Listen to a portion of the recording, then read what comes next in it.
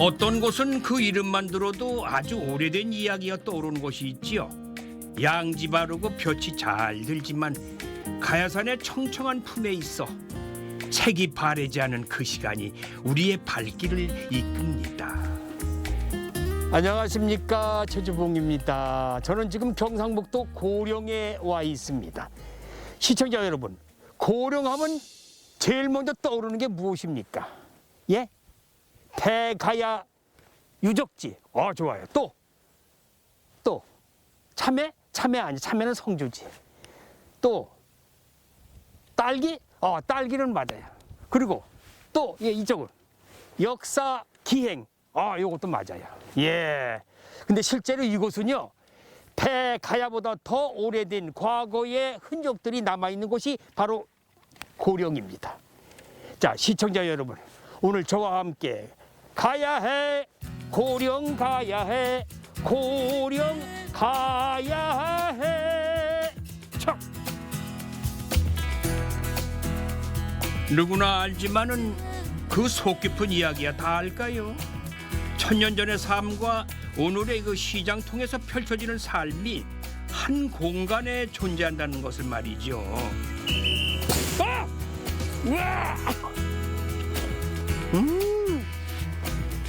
야, 정말 신기하다. 그 시간의 다리를 건너 고령의 오랜 이야기를 꺼내볼까 합니다.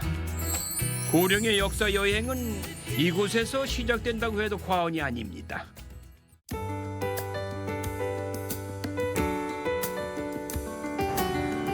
1600년 전의 시간이 수많은 언덕에 되어 놓여 있는 지산동 고분군.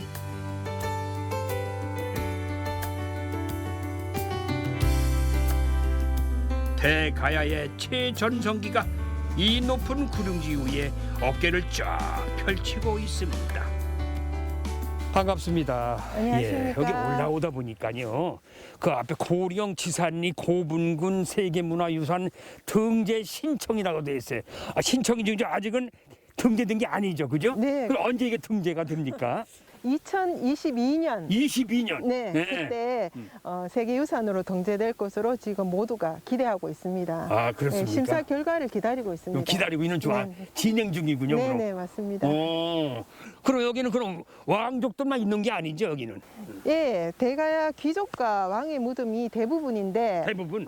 그런데 이제 일반 백성의 무덤도 곳곳에 있고요. 예. 숨어 있는 무덤까지 합치면 거의 10,000기 이상이나 되는 아주 거대한 고분군입니다. 예. 그래서 가야 고분군 중에서 가장 큰 가장 큰. 고분군이라고 보시면 되겠습니다. 그럼 이게 넓이가 얼마나 돼요, 이게? 꽤 넓게는데. 이 길이가 거의 2.5km 정도 돼요. 길이가. 2.5km 둘레가? 예, 길이가. 길이가? 네네. 이게 걷는 길이가 2.5km. 네, 그럼 정도 꽤 됩니다. 긴 거리예요. 네, 그렇죠. 예. 그래서 이제 지금 초기의 밑에 부분에 보시면 이제 좀 대가야 초기 시대의 왕과 귀족의 무덤이라면 이 능선에 있는 무덤들은 대가야 세력이 가장 컸던 그때 이거 5, 6세기의 무덤, 귀족이나 왕의 무덤이라고 보시면 되겠습니다. 예. 이 대가야가 그 당시 그 왕족 중에서 어느 위치를 차지했던 거예요?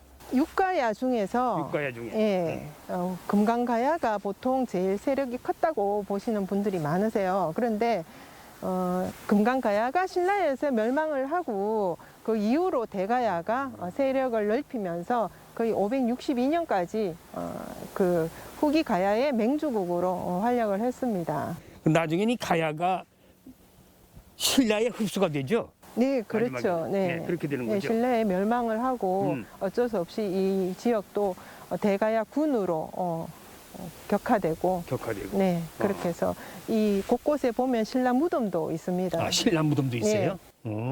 그렇군요. 그럼 이제 올라가시면서 네. 이 고분군 하나하나 좀 설명 좀 해주실래요? 크고 작은 거에 네, 대해서? 그렇게 하겠습니다. 올라가시죠. 예, 네. 예. 아이고.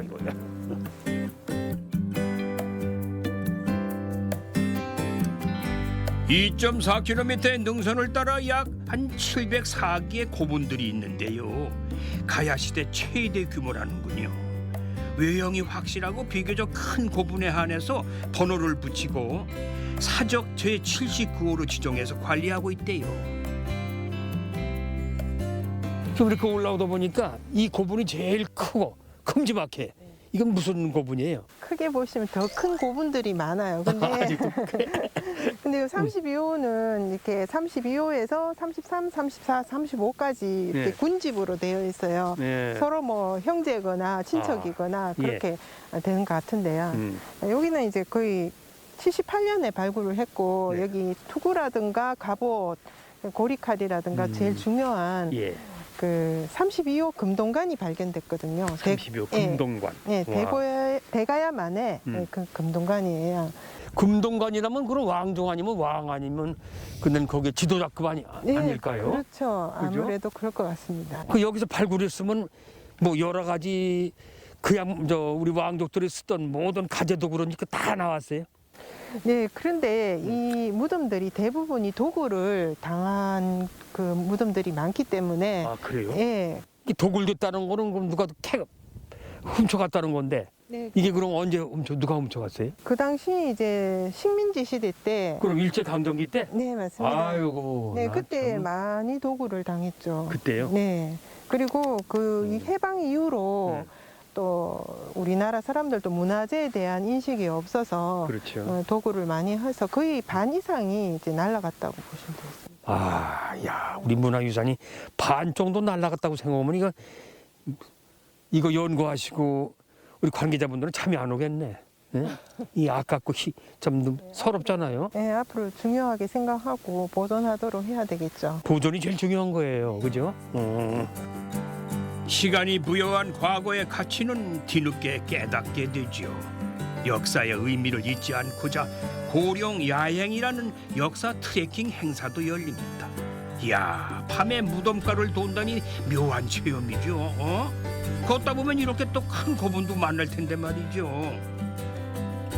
제가 이거 올라온 본 고분 중에서 제일 크고 높아. 이 묘는 누구의 묘일까요?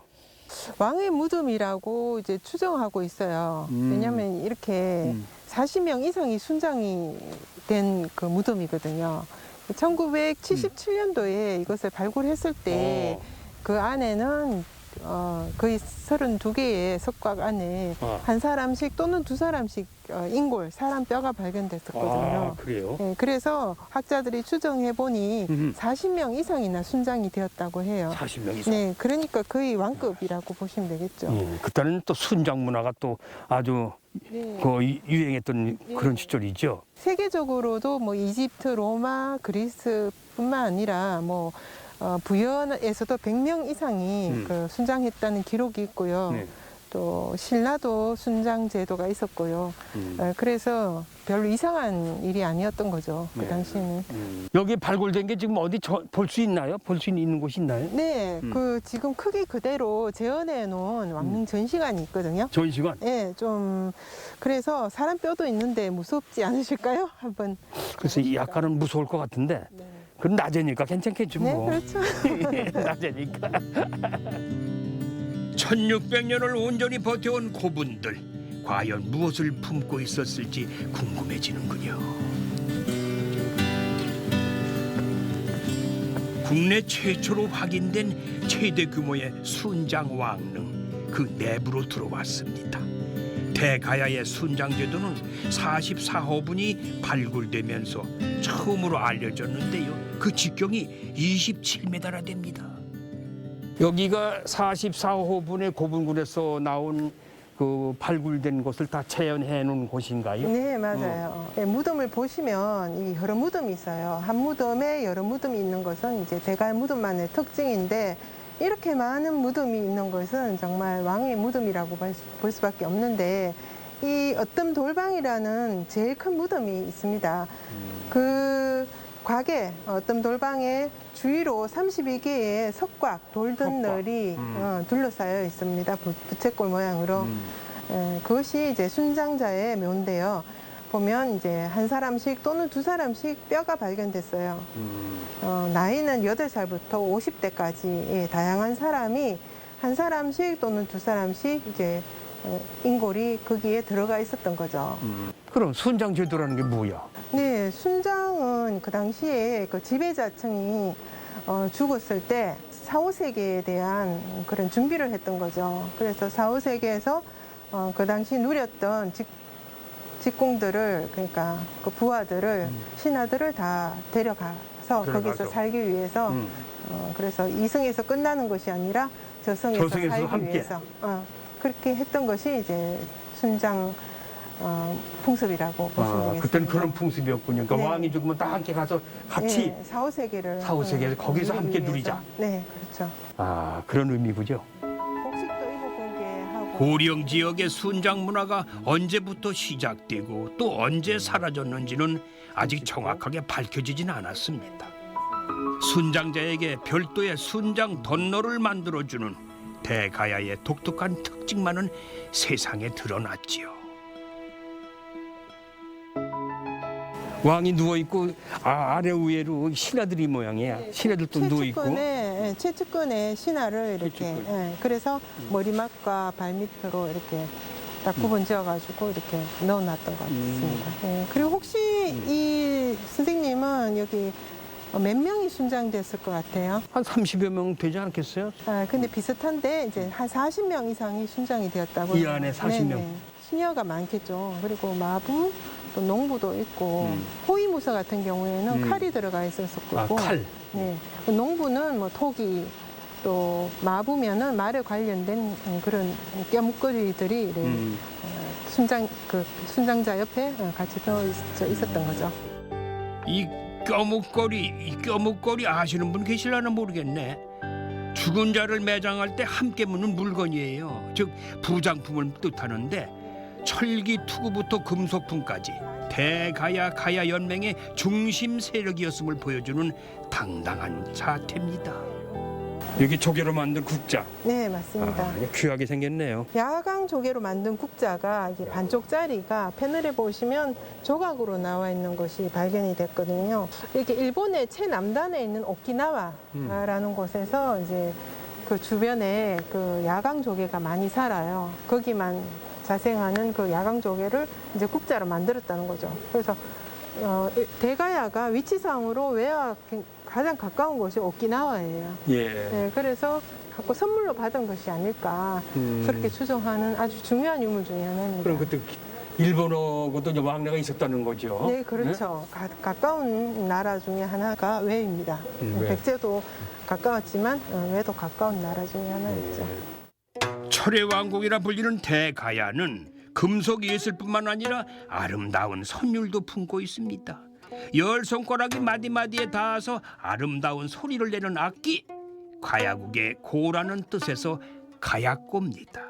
네, 이 마을이 우륵 선생이 태어나신 곳인가요? 아니면 우륵 선생이 여기서 터를 잡고 생활하시던 곳인가요?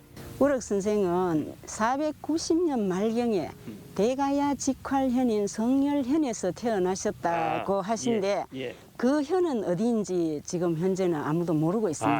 어딘지 모르시고. 그러나 가야금을 만든 곳은 이곳입니다. 이곳이고. 여기가 이제 우륵 선생이 가야금을 만들고 연주했던 곳이라서 이렇게 우륵 박물관이 세워지게 되었습니다. 그게 제일 중요한 거죠? 그게 제일 중요한 거죠. 그죠? 예. 그리고 이 마을은 정정골이라고 합니다. 정정골. 예, 우륵 선생이 가야금 연주할 때 이 산골짜기에 정정하게 울렸기 때문에 정정골이라는 이름이 붙여졌습니다. 가야금의 골짜기란 뜻으로 금곡이라고도 불렀다는데 우륵 선생이 만든 이 가야금 소리를 듣고 감동하지 않은 이가 없다는 그런 전설이 들립니다. 이 환상적인 소리의 비결은 바로 이것이라고요. 이야, 그렇구나 이게. 선생님, 예. 여기 무슨 이 빨래판을 쭉 널어놨어요? 뭐 이거 빨래판이에요? 무슨 뗏목이야? 뭐야 이거는? 고령의 네. 군목이 오동나무입니다. 이 오동나무로 가야금을 만듭니다. 예. 그래요? 예, 오동나무는 네. 배수가 잘 되고 네. 또 이래 비옥한 사질 토양에서 잘 자란다고 합니다. 네. 그리고 25년 이상 된 오동나무를 이렇게 가야금 크기에 맞게 잘라서 5년간을 이렇게 이제 숙성시킨다. 숙성? 예, 예. 그러게 5년간. 숙성시키는 과정이군요. 그렇지, 예, 예. 이렇게 5년간을 숙성시키면은 썩어서 없어지고 예. 또 털어져서 못 쓰고 예. 또 너무 강해도 못 쓰고 네. 이렇게 해서 한 90%는 없어집니다. 실제로 가야금을 만들 수 있는 건 한 10%에 불과하다. 아유, 야, 그죠? 아깝네. 예. 요즘 과학자들이 오동나무의 성근세포 구조가 좋은 공명을 일으킨다는 걸 발견했다는데요. 우륵 선생은 그걸 어떻게 알았을까요? 박물관 안을 둘러보니까 우륵 선생의 음악적 천재성에 살짝 질투가 날 지경입니다. 드디어 제 모습에 가야금을 만났습니다. 이 가야금은 요즘 우리가 사용하는 가야금 비슷한데요? 네, 이게 1500년 전 우륵 선생이 만든 정악 가야금이라고 합니다. 직접 만드셨군. 정악 가야금은 바른 음악이라는 뜻이며 풍류 가야금이라고도 합니다. 이 정악 가야금은 궁중음악, 네. 선비들의 풍류 계통의 음악을 연주합니다. 그런데 비교적 느리고 굉장히 음색이 부드럽고 네. 깊은 울림 소리가 납니다. 예. 부드럽고 깊은 울림이 나온다. 이 가야금의 이판이 둥그스름한 이 모습은 하늘을 상징했다. 예. 그리고 밑판이 보면은 네모지게 팽팽하다, 그지? 네. 그거는 땅을 뜻했다는 뜻이고 가운데 공간이 있습니다. 네. 그 공간은 천지와 사방을 나타냈다. 그런 의미가 있고 이 12줄 얹어져 있는 것은 1년 12달을 의미했다는 그런 뜻이 있습니다. 그런 이제 음양 오행적인 이런 의미가 있습니다. 대가야의 우주관이 담겨 있다는 가야금. 가실왕은 대가야에 속한 여러 나라들의 말이 서로 달라서 이를 통일하기 위해 가야금과 12곡의 연주곡을 주문했다고 합니다. 가야금은 조화와 균형의 선율이었던 셈이지요. 우리도 우륵 후세니까 그 흥을 한번 살려볼까요? 초보자들한테는 어떤 노래가 연주할 수 있을까? 제일 쉬울까요? 초보자들인 데서는 이제 제일 쉽게 이제 첫 번째 뜯는다. 아까 뜯는다. 뜯는다. 예, 뜯는다. 하셨지? 이렇게 한번 뜯어보십시오. 저 학교 종이 보시면은 칠판에 99, 10, 99, 10, 10, 9988. 88 있잖아, 그지?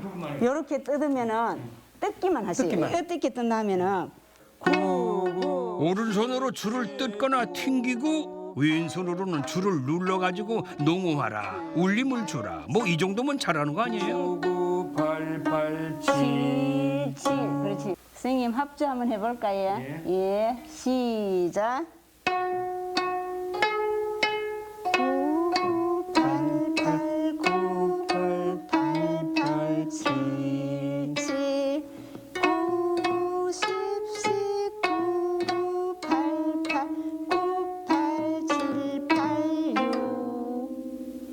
마지막에 다 했어. 그런데 이거는 보니까요. 어린이들이 오면 쉽게 따라할 수 있을 것 같아요. 예, 가족 체험 프로를 굉장히 그렇죠. 많이 합니다. 그래서 이런 체험을 통해서 아이들의 그 교육적인 이 가치가 높아지고 아름다운 선율에 푹 빠지는 사람들도 있고. 예. 왕이 즐겼던 음악을 듣고 나니까 오늘은 왕 노릇을 좀 하고 싶어지네요. 와, 상도 많이 타셨네. 야, 음식이 맛있긴 맛있는 모양이다 아주. 별의별 거 다 있네 여기도 그냥. 사장님이시구나. 어서 오세요. 반갑습니다. 네, 전한성입니다. 반갑습니다. 예. 제가 알기에는 여기가 뭐 임금님 드시던 밥상을 차림이 좋다고 그래서 일부러 왔는데 맞긴 맞아요? 예, 옛날 대가야 시대 왕들이 드셨던 걸 지금 현대인들 입에 맞게끔 재조명해가지고 저희들 판매하고 있습니다. 그렇습니까? 야, 제가 듣기에는 말이죠. 네네. 이거 뭐 보니까 뭐 진찬이라고 써놨어. 예. 진찬이라는 뜻이 뭐야? 진수성찬 줄임말 진찬인데 예. 진수성찬. 말 그대로 이제 네. 진상입니다. 그 대가야 시대 어른들 왕들께서 드셨던 진상. 음식. 임금님이 드셨던 왕들이 드셨던 진상 상이다. 그래서 나도 그 밥상을 한 상치 항상 받으러 왔거든요. 준비하고 있습니다. 한번 잘 오셨습니다. 안내 좀 해주세요. 네. 예. 왕들의 입맛을 사로잡은 음식이라면 뭐 최고의 한식이겠지요. 고소한 냄새가 마음의 가야금을 퉁퉁 울립니다. 그리요. 16가지 이상의 별미가 푸짐하게 차려졌습니다. 고령하면 빠질 수 없는 게 또 요 한우죠, 한우. 각종 채소들이 한눈에 척 봐도 합격입니다. 제가 금년 들어와서 네. 이런 상은 처음 받아봐요. 이야, 이게 종류가 한 10대까지 되는 것 같아요. 요게 대가야 진찬을 만들게 된 계기는 예. 그 저희들이 대구 인근인데 사실상 먹거리가 없어가지고 고민을 많이 하던 찰나에 네. 고령 군수님께서 네. 먹거리를 개발하자. 그래가지고 군수님이? 예예 군수님께서 그 저희들 이제 외식업하고 같이 컨택해가지고 야. 개발을 했습니다. 대가야 진찬은 주 재료가 고령 주변에서 나는 로컬 푸드, 즉 고령 인근에 나는 특산물로 만들어 아하. 찬입니다. 로컬 푸드. 예. 예. 뭐 거기가 고령에서 다 나는 건데 네. 혹시 선생님 고령 특산물로 만드는 거 종류가 여기 한 5종류가 있는데 5종류. 예 어느 것인지 뭐 알 수 있겠습니까? 뭐 딱 맞출 수 있을 것 같은데. 예. 일단은 한우, 네. 고기 같아. 예예. 예. 그리고 뭐 육회는 다 한우 똑같은 거고 육회. 고기 종류. 예. 요것도 연근도 아마 혹시 고령가니까. 예 맞습니다. 맞죠? 예. 그다음 뭐 이거지 뭐 야채. 이거 아닐까? 아니요. 뭐예요? 개진 감자. 요건 감자입니다. 감자. 아. 개진이 그거는 감자. 토질이 사질이라 가지고 예. 모래 성분이 많아 가지고 아, 그래요? 예, 감자가 분이 많고 엄청 맛있습니다. 오. 예, 그리고 하나 더 말씀드리자면은 딸기 지금 한참 아. 지금 나오고 있습니다. 고령 딸기. 예, 전국적으로 당도가 좋아가 유명합니다. 감자 연근에다가 딸기, 부추, 한우까지 여봐라. 고령의 향과 맛을 앉은 자리에서 다 만났다고 전해라. 이거 임금님만 드시기엔 너무 아깝잖아요. 야, 그냥 한우 육즙에서 그냥 육즙이 쭉 빠져나오는데 눈으로 보기만 해도 이렇게 예. 맛이 있을 것 같아요. 예, 맞습니다. 이러니 이런 음식을 임금님이 안 좋아하셨겠어요. 맞아요. 살만 찌는 거지 그러니까. 그 당시만 지금. 야, 지금 딱 맛있어요. 네.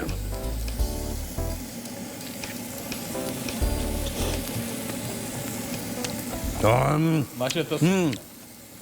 아이고 녹네 녹아. 그렇죠. 야, 역시 고령 한우 좋군요. 네. 고령 도축장이 다산이 있습니다. 여기서 거리가 한 10분 거리에 도축장이 있어가지고 항상 네. 신선한 고기를 공급할 수 있어가지고 저희들 그 고기만큼은 알아주고 있습니다. 예. 전국 각지에서도 찾을 만큼 유명한 축산물 공판장이 있다는데요. 우수한 암소도 가장 많이 유통된다고 하네요. 이 신선한 과일과 채소도 지천에 있으니까 고령은 참 풍요롭습니다. 그리요. 대표님, 네. 나는 고령에 와서 네. 대가야의 왕이 된 그런 기분이에요. 당연하죠. 진수성찬에다가 이거는 원래 그 대가야 시대 왕들이 드셨던 거기 때문에 그래서 이름도 대가야 진찬인데 오늘 선생님께서 왕이 되신 겁니다. 축하드리겠습니다. 고맙습니다. 이렇게 음식도 대접받아 먹어야 된다. 왕처럼 먹어야지.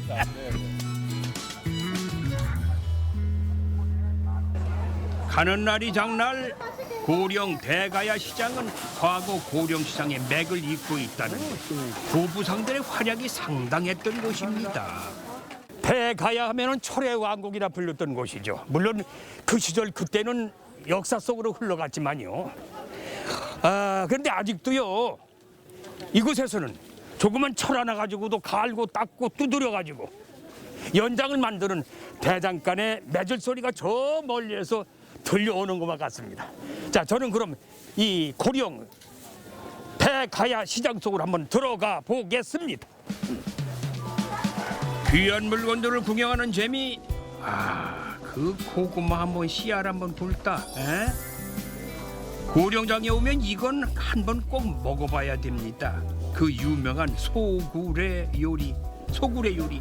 인심 한번 좋습니다. 그래요. 예. 하도 먹음직스러면서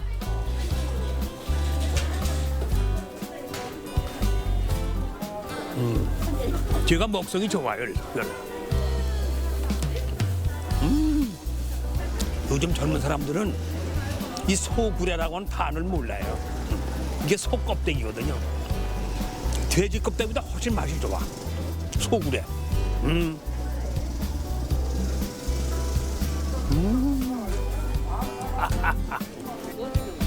4일과 9일이 장날인 이곳에서 가장 큰 구경거리는 바로 어이, 이거예요.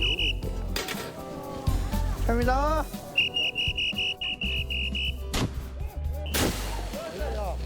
우와! 우와! 우와! 예. 우와. 야, 딱딱거려. 와! 잡수고 있었죠. 아, 잡수고. 와, 맛있네. 네, 맛있지? 나 고소가. 네네. 아, 이게 떡이구나. 예. 흰떡, 가래떡 잘린 거구나. 가르쳐 잘라. 설 끝나고 남은 가래떡 처치곤란일 때는 이게 딱이죠 뭐. 딱 봐도 포수가 한 해 두 해 하신 분이 아니에요. 이장터의 명물 중에 한 분이래요. 자, 한 번 더 볼까요? 자, 그래, 잘해줘. 아! 우와! 아! 야, 좋다. 야, 소리 좋다. 역시 장터에 와야 이 빵 소리를 들을 수 있는 거예요. 예, 맞습니다. 그렇죠? 자, 사장님. 예. 저 여기 대가야 시장 안에서 이 뻥 트신 지는 얼마나 되셨어, 올해? 지금 근 20년 가까이 다 됐습니다. 요즘은 코로나 시대인데 예. 누가 많이 와요? 어떤 분들이 제일 많이 와서 이 뻥 트기시나?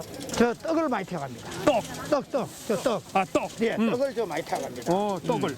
그 왜 그러면 간식을 많이 하게 되면서. 아, 간식은 많이 예, 한다. 예, 코로나 때면서 지금 간식을 많이 하게 되면서 떡을 많이 태갑니다. 아, 코로나 때문에 집에 계시면서 시간이 많으니까 예. 간식은 많이 하신다. 예. 예. 그렇군요. 오시는 분들이 대개 보면 나이 드신 어르신들이 누구야? 예, 어르신들도 계시고 젊은 한 50대 중반 되는 사람들도 많이 옵니다. 아, 중반대 좋으시고. 예. 사장님, 예. 손님 많이 오시게 하려면은 네. 이게 홍보를 해야 돼. 네, 홍보를. 예, 그러려면 어떻게 해야 돼? 제가 일합니다. 네. 허허 쉬고 들어간다. 저들 쉬고 들어간다. 작년에 왔던 뻥튀기가 죽지도 않고 또 왔네. 박수 한번 쳐줘, 박수. 들어간다. 저들 쉬고 들어간다. 이게 바로 시장 트롯의 매력 아니겠어요? 들어간다. 박수. 한쪽에서는 뻥튀기가 뻥뻥 터지고 또 한쪽에서는 탕탕탕탕 쇠망치 소리가 울려 퍼집니다. 이곳은 3대째 장인 정신을 이어가고 있는 약 100년 전통의 대장간입니다.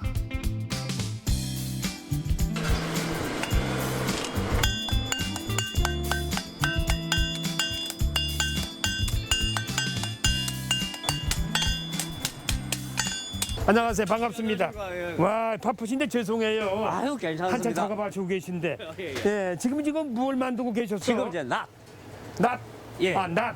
예. 와, 낫을 예. 몇 번이나 두드려서 만들어야 이게 제대로 되는 거예요.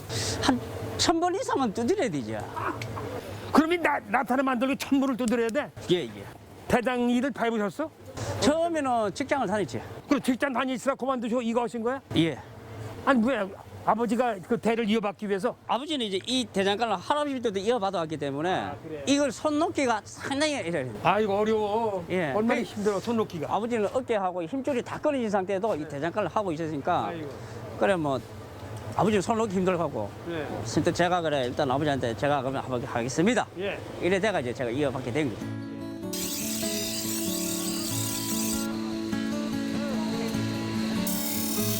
할아버지 때부터 써오던 집게며 망치들이 그대로 쓰이고 있습니다. 대가야 찰기 장인의 역사가 이렇게 이어지고 있었구만요. 선친인 이상철 씨는 약 한 40년을 이 뜨거운 불 앞에 서 있었죠. 3년 전에 세상을 떠나셨는데 아들 주은이 씨가 홀로 대를 잇고 있습니다. 워낙 오랜 단골들이 많아서 아버지와 실력을 비교하는 분들이 꽤 많다고 해요. 아버지가 이어 들어와가지고 이 망치질 하는 걸 못하게 했어요. 그렇겠죠. 일을 가르쳐 주면서도 이제 옆에 서가지고 보라 그래요. 그냥 보라고. 예, 그러니까 이 망치 두드리는 소리 그리고 눈으로 보고 쇠가 늘어나는 걸 보고 아 늘어나는 걸 보고. 쇠를 보고 귀로 듣고 눈으로 보라 그랬어요. 잘못하면 강철이 때문에 부러질 수가 있어요. 아 그렇죠. 부러질 수가 있지. 예, 그러니까 아버지가 항상 와가지고 야야 이거 때 소리를 들어봐라 눈으로 봐라. 아 소리 들어봐라. 예, 들어보고 눈으로 봐라. 눈으로 봐라. 예. 때려봐라. 이제 때리는 거는 못 때리겠어요. 왜? 일단은 때리는 거는 나중에. 아 나중에 때린다. 예, 예. 아, 그러니까 보고 듣고 한 일단은 다음에. 보고 듣고 해가지고 이걸 이제 어느 정도 귀에 익어라 이거지 소리에.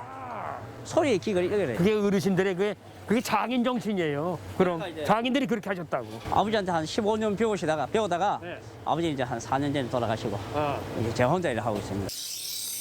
전통 방식으로 만드는 이 조선 낫은 1000번 이상을 두드리고 손수 물담금질 해가지고 다시 수리를 해도 깨지지 않을 만큼 단단합니다. 옛날에는 농사철에 손님이 많았는데 요즘은 뭐 하우스 농사로 철을 따지지 않는데요. 외지에서도 많이들 찾아오죠. 이 제일 여기 힘든 게 이 팔목 같을래요, 팔목. 어때 좀? 근데 하고 좀 한번 장갑 좀 벗어보세요. 그 이제 팔목 이 손이 이래가 야 여기가 우리 2배는데 이 살이야 살찐 거 뭐야 완전히 이게 근육이지 뭐. 굳은 살도 근육. 먹이고 뭐 이래가. 굳은 살인데 굳은 아이고 살이 뭐. 이게 딱딱해. 에? 이거를 그냥 땅땅 하나 소쳐머치 때리니 말이야. 예. 아유, 저 서는 것도 아버지 손에 비하면 아주 아버지는 더 했었어? 엄청나지. 그때 아버지 사진을 찍어 놓아야 되는 건데. 아버지는 60년 가까이 해나니까 네. 이 굳은 살이 막 손은 정말로 이 손가락 한 9개 어마어마했습니다. 아니 그렇게 다 손이 아프고 굳은 살 베기는데도 힘든 일이 없어요? 힘든 적이 있을 텐데. 많지요. 아침 일어나면 이제 저도 모르게 이제 아이고. 그렇지. 예, 그리고 손 이게 이제 아침 일어나면 망치질을 많이 하면은 예, 이게 잘 안 펴질 텐데. 아구가 안 나오지. 아, 아구가 잘 안 돼. 예, 그래 이제 이래 좀 주물리고 하면 이제 손이 이제 몇 번 하고 나면 돼요. 안 그러면 이게 잘 안 되고. 에이, 참 이게 힘든 일이에요 이게. 예? 힘든 직업이다. 그게 아버지가 저한테 안 보내주려고 했는데 아마 아버지는 또 이 대를 이어던 걸 이어가고 싶어하고 그래 앞으로도 뭐 그더 계속 오래오래 하셔야 될 거 아니에요. 제가 할 수 있는 데까지는 끝까지 하셔야 되겠다. 끝까지 해야지. 현 상태에서 조금 더 깔끔하게. 깔끔하게. 이제 지금은 좀 어슬슬하니까 네. 좀 더 깔끔하게 하면서 더 좋은 연장으로 좀 소비자한테 또 이제 보답을 해야지. 100년을 이어온 가업인데 이게 뭐 함부로 이게 어느 날 쓰러질 게 아니잖아. 중도에 포기하지 마세요. 예, 사장님 예, 감사합니다. 예, 감사합니다. 3대 거친 손이 100년의 대장간을 지킨 것처럼 나라의 꿈을 몸바쳐 지키신 분이 계십니다. 적에게 내 죽음을 알리지 마라. 노량해전에서 이순신 장군께서 명언을 남기셨는데 이순신 장군보다 더 먼저 이 말을 한 사람이 있어요. 그래서 궁금해서 그분이 누구신지 제가 좀 확인하러 갑니다. 조선의 위기였던 임진왜란 때 임금도 의주로 피난을 갔던 그때에 유학자의 몸으로 초야에서 나와서 전쟁터에 나선 분이 계시죠. 여기 제일 먼저 들어오니까요 눈에 띄는 게 이 글씨예요. 이 글 지지유국 부지유신이라는 이 뜻이 무슨 의미인가요? 지지유국 부지유신이라는 말씀을 하신 분이 예. 이곳에 태어나서 예. 이곳에서 의병을 일으키신 네. 경상북도 경상도 의병 대장이셨던 김면 장군이 네. 진중에서 남기신 말씀이에요. 아. 의병 활동을 하시다가 네. 과로로 네. 병을 얻게 되었는데 예. 자기가 죽게 된 그런 임박한 순간에 예. 아, 내가 이때까지 의병 활동을 하면서 나라만 있는 줄 알았지. 아. 아파 보니까 내 몸이 있는 줄을 알게 됐다. 야. 그래서 지지국 부지유신이라는 말씀을 남기시게 되셨어요. 야, 참 그 품이 있고 이 후세들이 꼭 기억을 남겨야 기억 머릿속에 남겨야 할 그런 이 단어네요. 나라가 있는 줄만 알고 내 몸 있는 줄 몰랐노라. 그러니까 이분이 고령 출신 예. 김면 장군. 예. 예, 이분은 이 지역에서 네. 만석군의 아들로 태어나셨어요. 만석군. 예. 그것도 남명 조식 선생한테 학문을 받았지만은 예. 임진왜란이 일어나자 의병 활동을 하신 분이거든요. 그래서 많은 의병을 모아서 김천지례에서 의병을 무찌르신 그런 분이라고 보시면 됩니다. 예. 참 대단한 장군이시네요. 예, 그죠? 예. 나라가 위급한데 목숨을 바치지 않으면 어찌 성현의 글을 읽었다 하리야. 임진왜란 당시 갑옷 한 번 벗을 날이 없이 전투에만 신경 쓰며 수십여 차례 승리를 이끌어냈다는데 후에 곽재우 장군이 영남을 보존할 분은 바로 이분뿐이다라면서 인품에 탄복하기도 했답니다. 선생님, 여기 위치가 참 이게 명당이라고 말할 수 있네요. 그렇죠. 이게 동남향인데 동쪽과 남향. 야, 이 위치 참 좋은데요. 부수 지리적으로 본다면 좌청령 500호가 완벽하다. 그럴 수 있겠네요. 예, 딱 한 곳에 감싼 곳이 딱 아주 아늑한 곳이죠. 이렇게 병풍처럼 둘러싸여져 가지고 앞에만 뻥 뚫려 가지고 도암이라는 그 뜻의 의미는 뭔가요? 길도자 바위암자를 쓰거든요. 바위암자. 예, 근데 이제 선비의 길이 뭐 바람이 흔들리는 칼대나 하늘 떠당기는 구름과 같은 그런 것이 되지 말고 예. 사람이 살아가는 돌이나 항문의 위치가 굳건한 바위와 같이 굳시어라.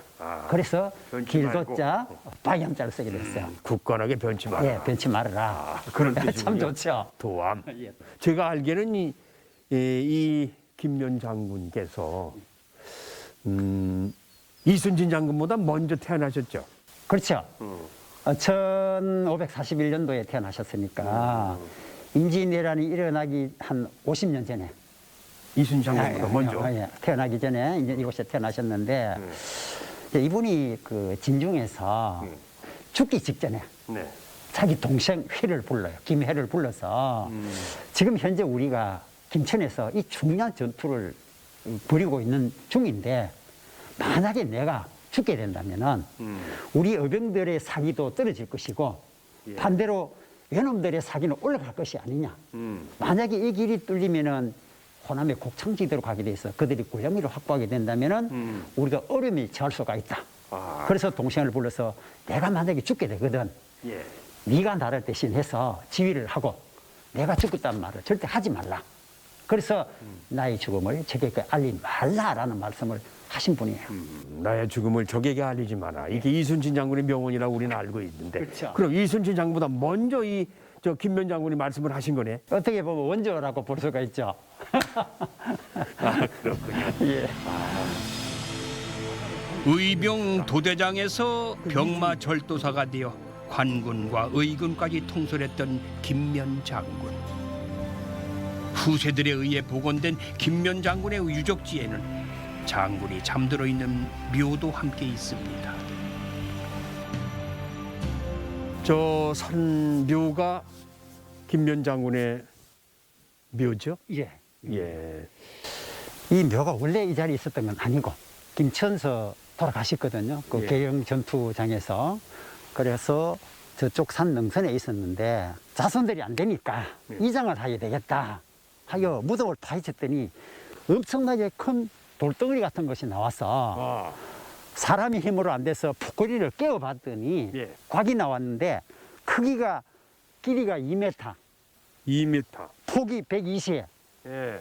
높이가 85cm, 어이구. 두께가 8cm. 예. 이럴 때는 엄청나게 큰 곽이 나왔어요. 소나무로 만났는데 뚜껑을 열어봤더니 옷나무칠을 한 김면 장군의 관이 있었어요. 관이 그 안에 들어있다. 예, 관이 있었어요. 그 관을 씌운 그럼 덮개네 예, 덮개죠. 이중각을 했다는 이중. 거죠. 예, 그래서 그분의 유해와 그분의 부인을 이곳에 합장묘입니다. 합장묘. 우리가 이해하기가 어렵습니다. 애국자의 생애가 적힌 신도비 앞에서 가만히 충정의 흔적을 바라봅니다.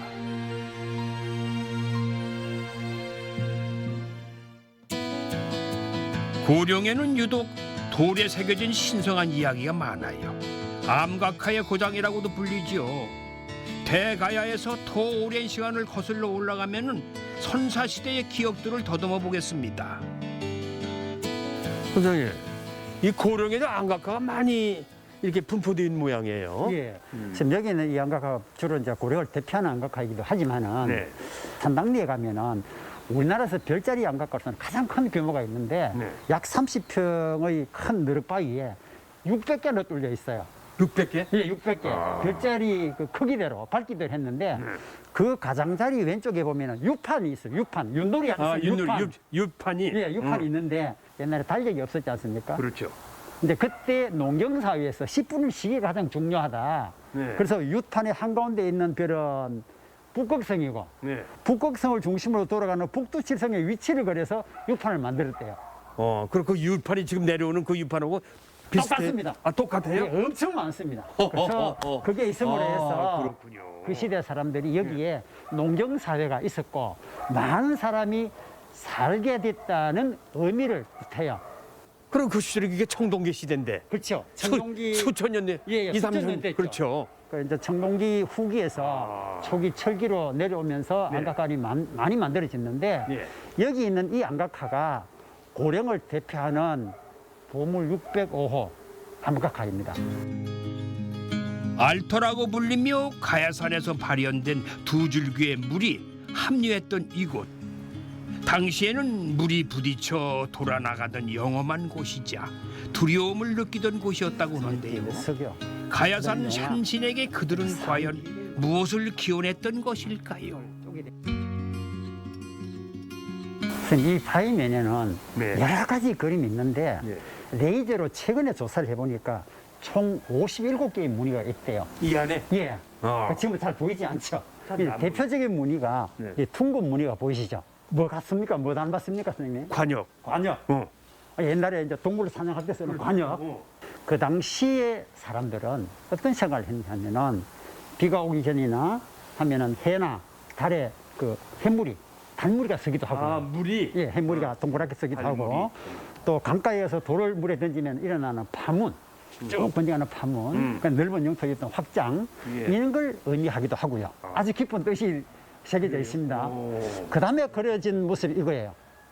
소 아까 앞 모양 같기도 하고 좀 예. 머리 모양 같기도 하고. 소의 머리인지 아니면 신의 모습인지 학자들이 겨내가 보면은 이 바위면에 새긴 이 그림은 신의 모습을 그렸을 것이다. 아, 신의 모습. 신을 아무도 본 사람이 없다.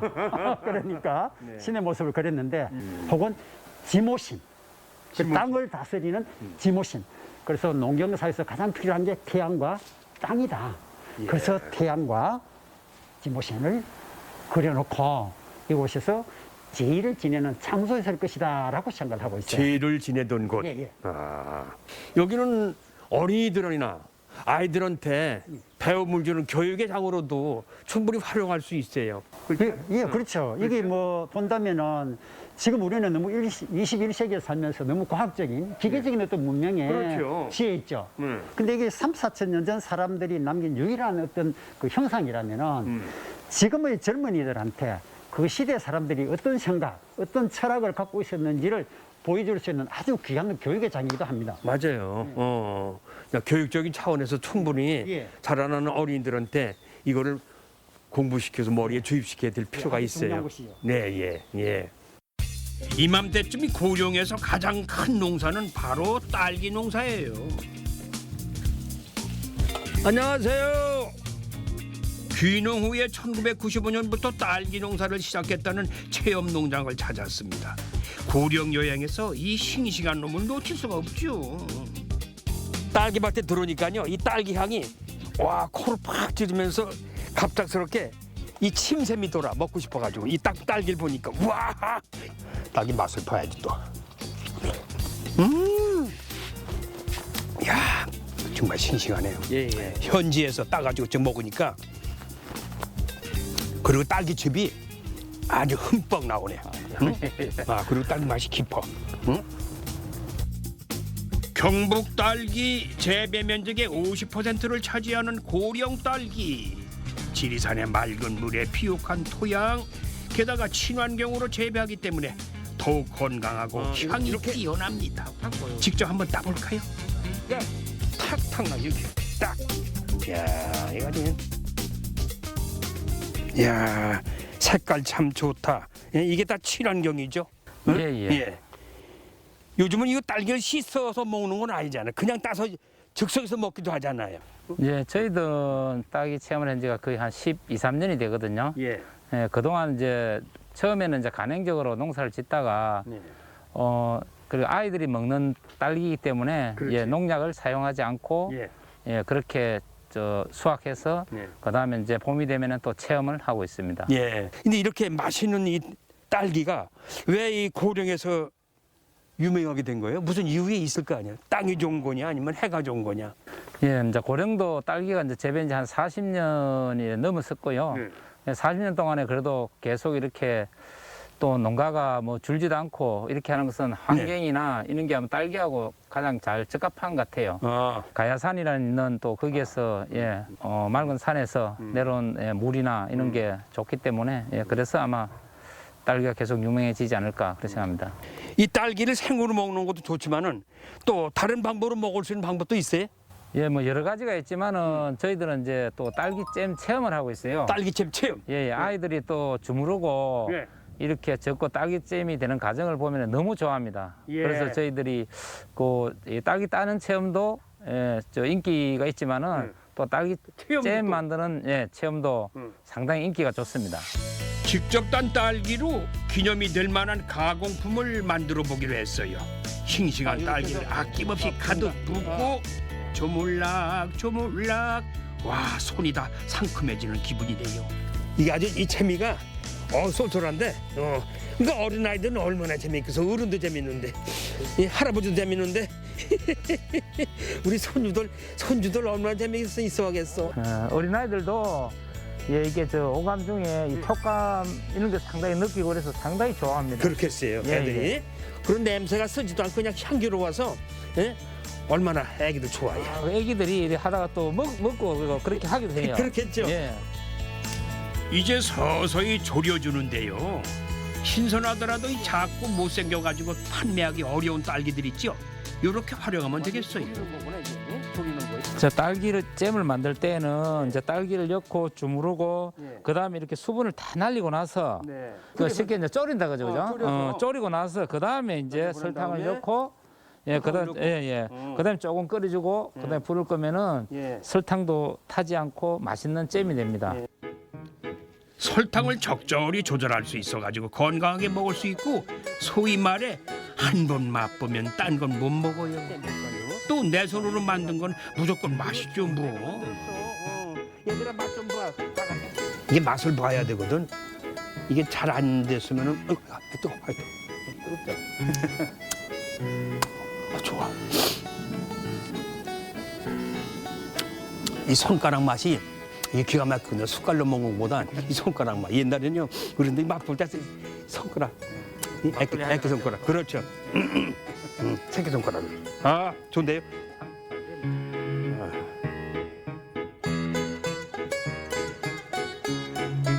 자, 어서 오세요, 어서 오세요. 맛있는 딸기잼이 있습니다. 자, 팥죽과 같이 아주 말랑말랑하게 볶고 먹기 부드러운 딸기잼입니다. 딸기밭에 와서 딸기 체험도 하고, 자, 그 딸기를 따와서 깨끗이 씻어서 이렇게 졸여가지고 설탕을 붓고 잼을 만들어낸 이 특별한 체험을 해봤습니다. 야, 이 최주봉도 해봤는데 여러분들은 왜 못하시겠어요? 다 할 수 있죠. 예, 이 봄철에 비타민이 부족하잖아요. 그러니까 딸기를 흠뻑 드시면은 여러분들 봄, 여름, 올 내내 비타민 걱정 안 하셔도 될 것 같습니다. 다시 시간의 다리로 돌아왔습니다. 우리는 지금의 나를 잊고자 찾아온 여행에서 더 또렷하게 오늘의 자신을 돌아보게 되지요. 바위 위에다가 그림을 그리고 별을 그리면서 행복을 기원했던 이 고령 사람들. 뭐 지금이야 사람도 변하고 풍경도 바뀌었지만은 세월이 흘러도 행복만큼은 그대로 우리에게 전해지고 있는 것 같습니다. 자, 이번에 고령의 겨울 여행, 저한테는 오래오래 머리에 기억될 것 같네요. 지금까지 고령이었습니다.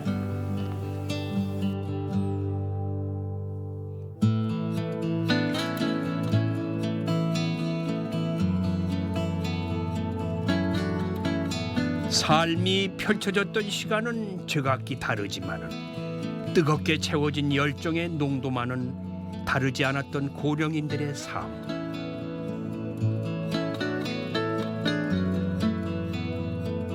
그 길을 걸으면서 즐겁게 살아있음을 느꼈습니다. 오늘의 소소한 행복을 찾는 일, 그 첫발 걸음인 고령 여행을 먼 인생을 살아가면서 기억해두면 좀 어떨까요?